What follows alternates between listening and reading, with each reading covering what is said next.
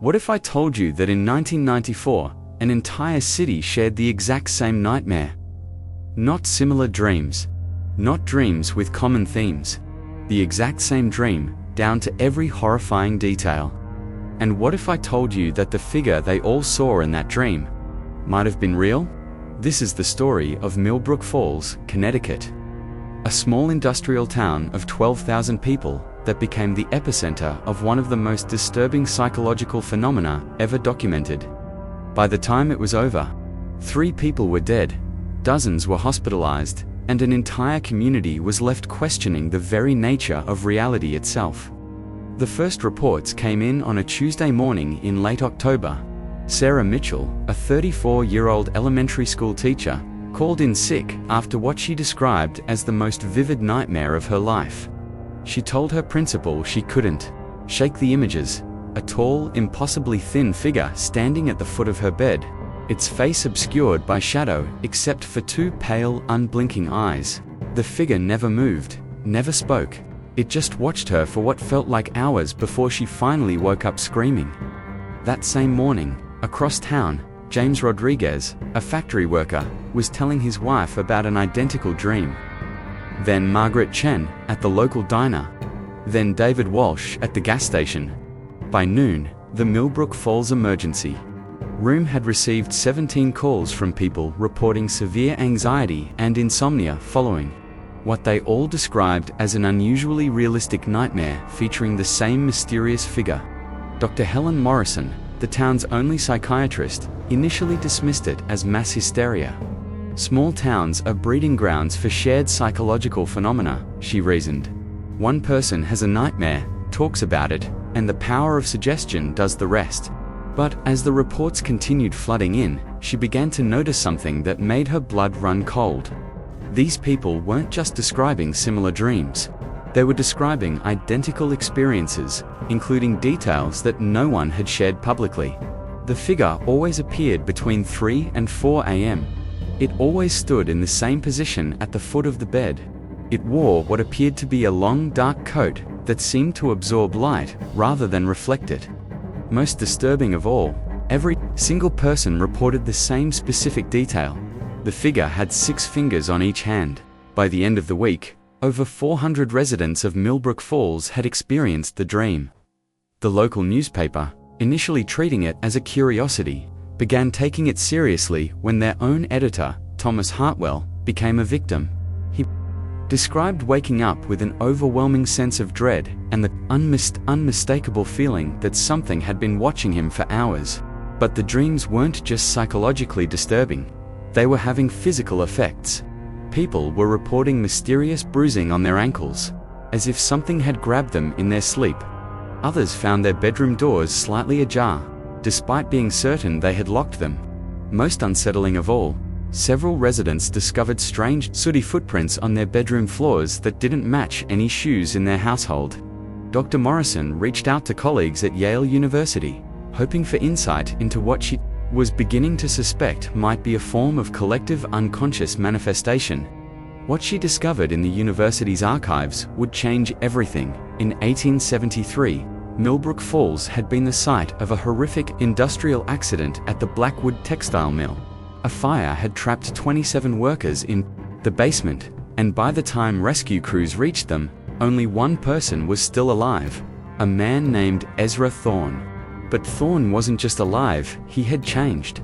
Witnesses described him as unnaturally tall and thin, with pale, staring eyes and what appeared to be extra digits on both hands.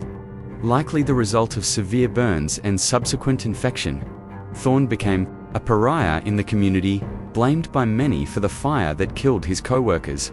According to local records, he began appearing at people's homes at night, standing silently in their yards or peering through their windows.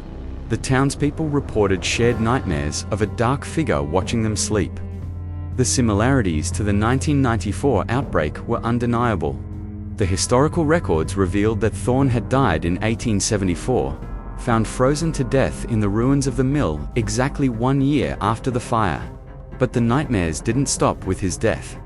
They continued for months, gradually fading as the traumatized community slowly healed and moved on. Armed with this information, Dr. Morrison began to theorize that the dreams might be connected to the approaching 121st anniversary of Thorne's death. She shared her findings with a small group of local historians and town officials, but before they could decide how to proceed, the situation took a deadly turn.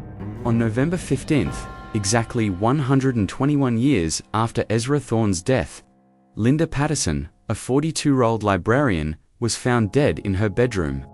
The official cause of death was listed as cardiac arrest, but the scene was deeply troubling. Linda was discovered sitting upright in bed, her eyes wide open, staring at the foot of her bed. Her bedroom door was found open, despite her husband's insistence that she always kept it locked. Most disturbing of all, there were sooty footprints leading from the window to her bedside, footprints that matched no shoes in the house. 2 days later, elderly Robert Hutchins was found in a similar state. Then, on November 20th, 19-year-old college student Amy Foster, all three had been experiencing the shared nightmare. All three were found in identical positions. All three had the mysterious footprints in their rooms. The town was in chaos. People were afraid to sleep. Families were leaving Millbrook Falls, checking into hotels in neighboring towns. The few who remained formed informal support groups, taking shifts to watch over each other during the dangerous pre-dawn hours. Dr. Morrison, desperate to find a solution, decided to spend a night in the Blackwood Mill ruins. She brought recording equipment, cameras, and a colleague from Yale as a witness. What they captured that night defies explanation. The footage shows Dr. Morrison setting up her equipment in what remains of the mill's basement. For the first few hours, nothing happens. Then, at exactly 3:27 a.m., the temperature in the room drops dramatically. The cameras begin to malfunction, displaying strange distortions and shadows that shouldn't exist given the lighting setup. Then, for just a few seconds, a figure appears on camera. Tall, impossibly thin, wearing what appears to be the remnants of a long coat. The image is distorted and brief, but clear enough to see the pale, staring eyes and what appears to be elongated hands with too many fingers. Dr. Morrison herself has no memory of this encounter. She was found the next morning by her colleague, unconscious but unharmed. The recording equipment had captured everything, but Dr. Morrison claimed complete amnesia about the night's events. However, she reported that she never experienced the shared nightmare again. More remarkably, neither did anyone else in Millbrook Falls. After that night in the mill, the dreams stopped completely. The town slowly returned to normal, though many residents moved away in the following months, unable to shake the trauma of their shared experience. The official investigation concluded that the deaths were coincidental, likely caused by the extreme stress of the mass hysteria event. The footage from the mill was dismissed as equipment malfunction and environmental factors creating false images. Dr. Morrison's report was quietly filed away and forgotten. But the questions remain. How did hundreds of people share identical dreams with specific details that no one could have known? How do we explain the physical evidence, the footprints, the bruising, the open doors? And most disturbing of all, what was captured on that camera in the basement of the Blackwood Mill? Some researchers theorize that extreme trauma can leave psychic imprints on locations, creating what some call residual.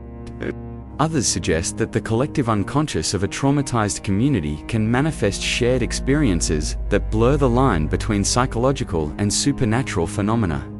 The truth is, we may never know what really happened in Millbrook Falls.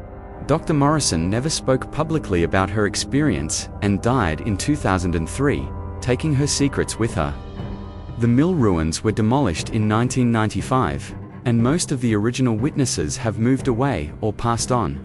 Today, Millbrook Falls is a quiet, unremarkable town. New residents have moved in, unaware of the dark history that haunts their community's past.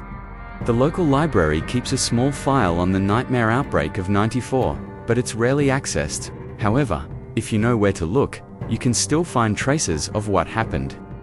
In the town cemetery, there's a weathered headstone for Ezra Thorne, placed there decades after his death by unknown hands. Locals say that sometimes, on October nights, you can see a tall, thin figure standing among the graves. And if you're brave enough to stay in Millbrook Falls during the anniversary weeks in late October and November, you might want to keep your bedroom door locked. Because while the shared nightmares may have ended, some residents whisper that Ezra Thorne never really left his hometown. He's just waiting patiently for the right moment to remind everyone that some traumas are too deep to heal, some guilt too heavy to bear, and some figures from the past to determine to rest in peace. Sweet dreams.